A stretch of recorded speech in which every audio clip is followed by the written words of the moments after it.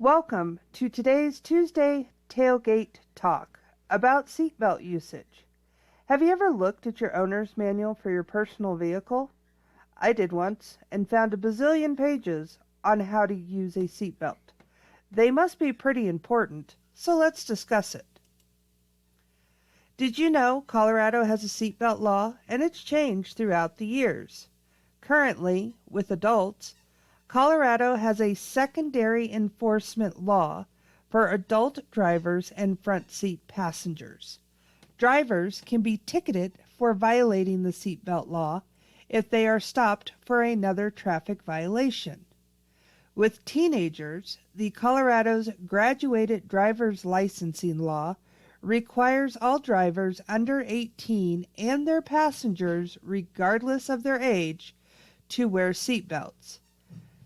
The graduated driver's licensing law is a primary enforcement, meaning teens can be pulled over solely for not wearing a seatbelt or having passengers without seatbelts.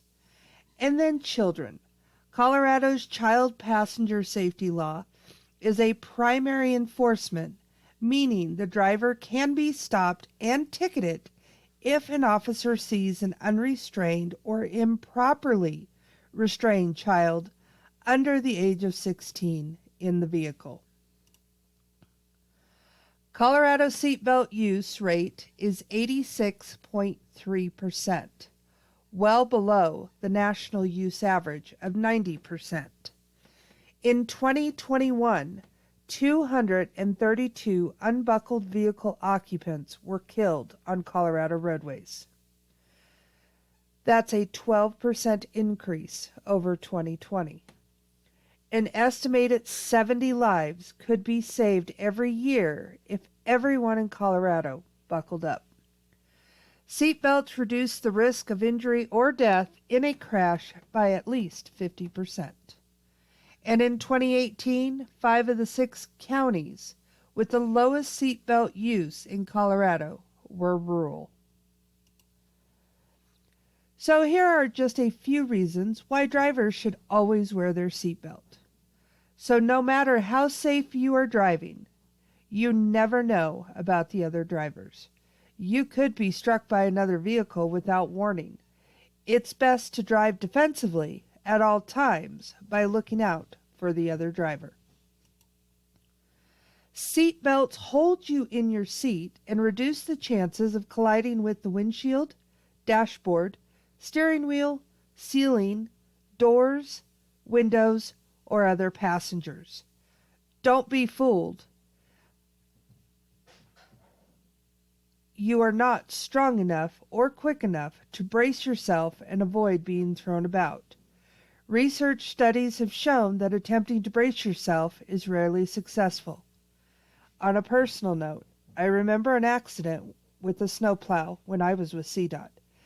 They had been T-boned by a semi who blew through a stop sign.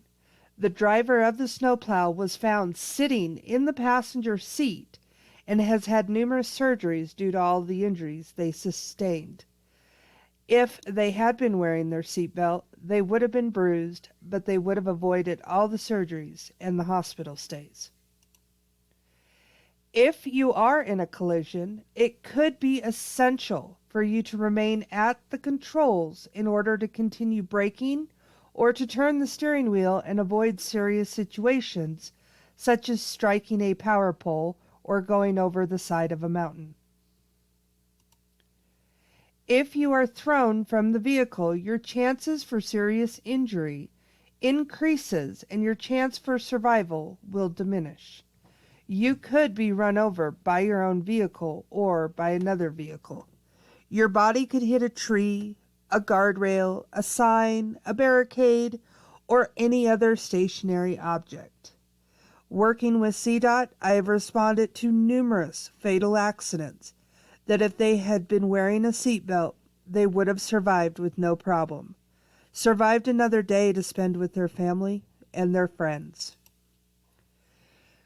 We've all heard the common excuses for not wearing seatbelts. They're uncomfortable. I want to be able to move quickly.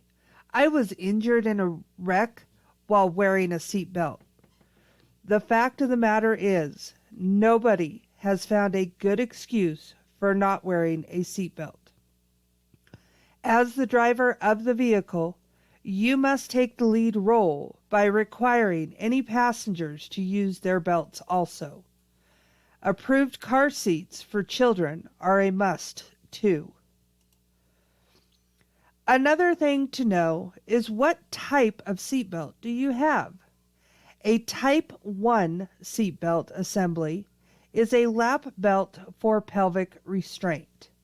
These were one of the first seatbelts used, and some are grandfathered in, especially on classic cars.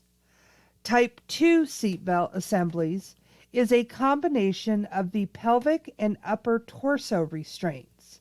You can get more complex seatbelts depending on the application, such as a 5-point harness for race cars. So, in review, it is the state law to wear a seatbelt while driving on a road.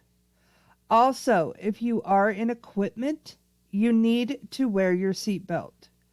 Make sure you check your agency policy on their seatbelt usage requirements. It doesn't matter if it's a Type 1 or a Type 2 seatbelt. They will save your life in an accident, no matter what you're driving or where you are.